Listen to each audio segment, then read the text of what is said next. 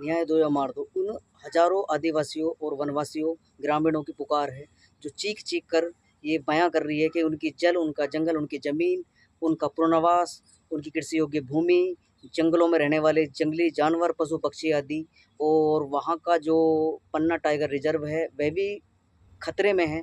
और सरकार ने न तो उनको उचित मुआवजा दिया है और ना ही पुनर्वास की व्यवस्था की है, जिसके कारण जो है कई महीनों से लगातार जो वहाँ के रहने वाले आदिवासी हैं, वनवासी और ग्रामीण लोग हैं, वो उस दोधन बांध जहाँ पर वो निर्माण हो रहा है वहाँ पर कई दिनों से अपने बच्चों को लेकर, छोटे छोटे बच्चों को लेकर वहाँ पर पड़े हैं और सरकार की अपनी आवाज़ पहुँचाने का प्रयास कर रहे हैं, लेकिन सरकार के कानों तक ना तो मध्य प्रदेश सरकार के कानों में आवाज़ पहुँच रही है और ना ही केंद्र सरकार के कानों में पहुँच रही है। तो किस प्रकार से उनका शोषण किया जा रहा है और किस प्रकार से उनके पूरे के पूरे उस क्षेत्र को प्रभावित कर दिया गया है। तो ये पूरे की पूरी व्यवस्था एक लूट की व्यवस्था जिसे कह सकते हैं कि भी अपना जंगल, अपना ज़मीन, अपनी भूमि, अपनी कृषि की भूमि, अपने घरों को भी हम बचा नहीं सकते। अगर सरकार चाहे तो हमसे पैसे फेंक कर और जो उचित मात्रा में भी नहीं है ऐसे पैसे हमको देकर और हमारे घर, हमारे जंगल, हमारे ज़मीन हमसे छीन सकती है। तो वही अभी रिसेंटली जो है ये देखने को मिल रहा है छतरपुर मध्य प्रदेश के अंदर। और वहाँ पर जो है सरकार ने किस प्रकार से एक योजना बनाई, केन बेतवा लिंक परियोजना, जिससे सरकार वादा करती है कि इस परियोजना से जो है जो सूखाग्रस्त क्षेत्र हैं, बुंदेलखंड का जो क्षेत्र है वो पूरा का पूरा सिंचाई योग्य भूमि, उससे लाभ मिलेगा, सीधा बिजली का प्रोडक्शन होगा और वहाँ के लोगों को रोज़गार आदि मिलेगा। तो लेकिन सरकार का ये जो एक योजनाबद्ध एक नैरेटिव है वो लोगों तक पहुँचाया जा रहा है, लेकिन वहाँ के जो रहने वाले बासिंदे हैं, लोग हैं, वनवासी हैं, ग्रामीण हैं, उनका कहना है कि यहाँ पर जो पर्यावरण को मानने वाले लोग हैं और विशेषज्ञ हैं, वो भी ये कहते हैं कि यहाँ पर जो है एक आजीविका का संकट पैदा हो जाएगा। जितने भी ग्रामीण क्षेत्र हैं या जितने भी ग्राम हैं, जितने भी आदिवासी लोग हैं या वनवासी क्षेत्र है, इनकी आजीविका जो वनों से निर्भर करती है और कृषि पर निर्भर करती है, ये सभी के सभी विस्थापित होकर कहाँ जाएंगे। तो इनके पास में ना तो सरकार ने इनको उचित मुआवजा दिया है और ना पुनर्वास की व्यवस्था करी है। तो ये खतरे की घंटी जो है वहाँ के विशेषज्ञ जो भी बता रहे हैं कि और यहाँ पर जो फॉरेस्ट है वो पूरा का पूरा प्रभावित हो जाएगा और वहाँ का पन्ना टाइगर रिजर्व है वो भी प्रभावित होगा। तो इस पूरे की पूरी व्यवस्था को हम पूरी की पूरी जो एक कैन बेतवा लिंक परियोजना है, इसको पूरा का पूरा डिटेल में समझने का प्रयास करेंगे। जितने भी लोग चैनल से जुड़े हैं, चैनल पर नहीं भी है, चैनल को सब्सक्राइब कर ले, वीडियो को लाइक कर दे, कुछ शंका तो कमेंट बॉक्स में लिख सकते हैं। इसको हम डिटेल में समझेंगे, वीडियो थोड़ा लॉन्ग हो जाएगा, लेकिन इसको हम डिटेल में इतना सही प्रकार से समझने का प्रयास करेंगे। योजना से लाखों लोगों को प्रभावित होने का जो है किस प्रकार से पूरी की पूरी योजना बना दी गई है सरकार के द्वारा, और इससे प्रभावित होकर लोग कभी फांसी लगाते हैं, कभी चिता पर लेट जाते हैं, कभी न्याय दो या मार दो, इस तरीके का लास्ट स्टेज पर वो आंदोलन पहुंच चुका है। या तो न्याय दे दे सरकार या हमको मार दे।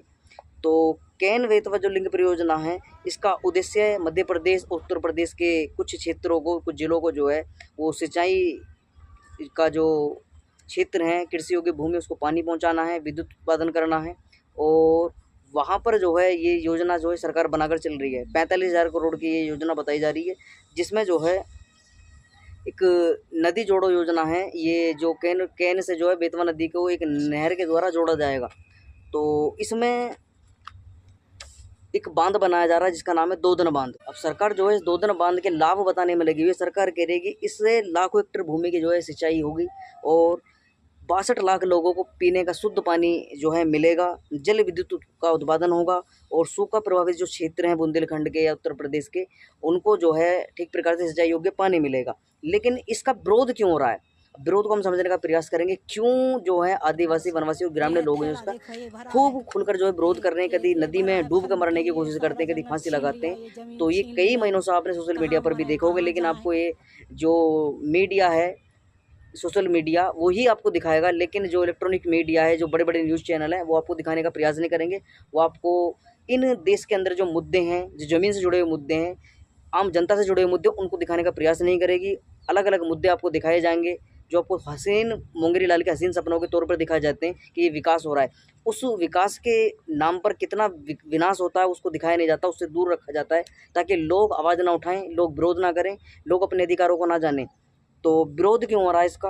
क्योंकि इसके लिए जंगल सबसे बड़ा खतरा है। जंगल के लिए, जंगल जो लाखों आदिवासियों और हजारों ग्रामीणों का जो है किस प्रकार से जो बसेरा है, तो वहाँ पर जो है भूमि जल चक्कर के कारण क्या होगा, पूरा का पूरा जल चक्कर प्रभावित हो जाएगा और जैव विविधता का ऊपर संकट मंडरा जाएगा। पन्ना टाइगर रिजर्व जो है वहाँ पर, जहाँ पर बाघों का पूरा पुनर्वास है, वो बाघ वाला क्षेत्र और भी पशु पक्षी वहाँ पर रहते हैं, तो वो भी प्रभावित होंगे। तो ये जो वहाँ के विशेषज्ञ हैं उनका मानना ये है कि पूरा का पूरा एक पारिस्थितिकी तंत्र जो है पूरा का पूरा प्रभावित हो जाएगा। इससे ऐसा नहीं है कि मनुष्य प्रभावित होंगे, पशु पक्षी जीव जंतु कीट पतंग सभी प्रभावित होंगे इस क्षेत्र के। तो बांध जो पूरा का पूरा बनाया जा रहा है ये एक विकास नहीं है, विनाश की ओर ले जाने वाला है।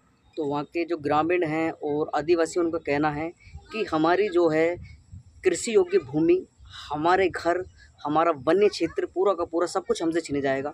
तो हम कहाँ जाएंगे, क्योंकि सरकार हमको ना तो इतना मुआवजा दे पा रही है और ना ही पुनर्वास की व्यवस्था कर पा रही है कि जिससे हम दूसरी जगह जाकर शिफ्ट हो जाएं और अपने कृषि योग्य भूमि खरीद लें, वन क्षेत्रों पर अपना जो है अधिकार हमको दिला पाए, हम वन क्षेत्रों में चले जाएं या हम पुनर्वास कर लें। इतना मुआवजा हमको नहीं दिया जा रहा है कि जितना हमसे, यानी कि लाखों करोड़ों की ज़मीन हमसे कौड़ियों के दाम में ली जा रही है।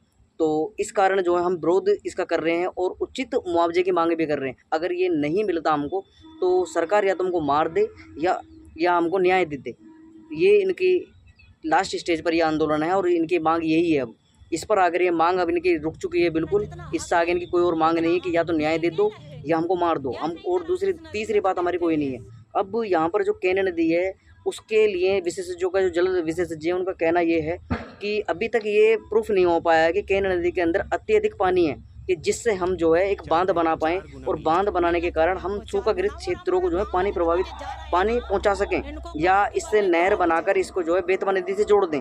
तो इतना अभी ना तो पूरा का पूरा वहाँ पर सर्वे किया गया है और ना इतनी डिटेल में यहाँ पर जो है अभी केन नदी की जो है जांच हुई है। तो हवा में जो है योजना बनाकर केन नदी के ऊपर 2 धन बांध बनाने का जो है सरकार ने अपनी योजना बना ली कि बिजली बनाएंगे।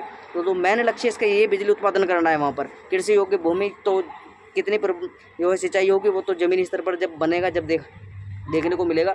लेकिन मेन पॉइंट जो यहाँ पर है वो विद्युत उत्पादन है। विद्युत उत्पादन के लिए ये ज़्यादातर जो है डैम बनाए जाते हैं कृषि योग्य से, उनका कृषि भूमि से कोई लेना देना नहीं होता है इतना।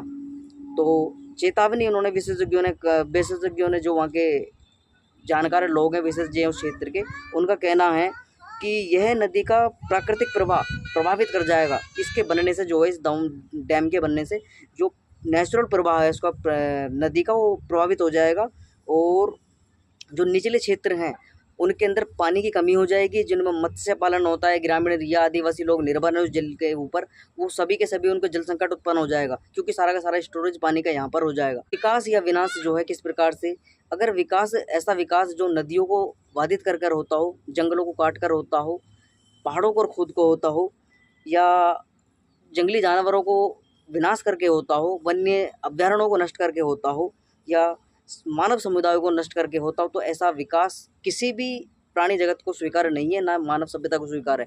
तो ऐसा विकास जो है जनता को नहीं चाहिए।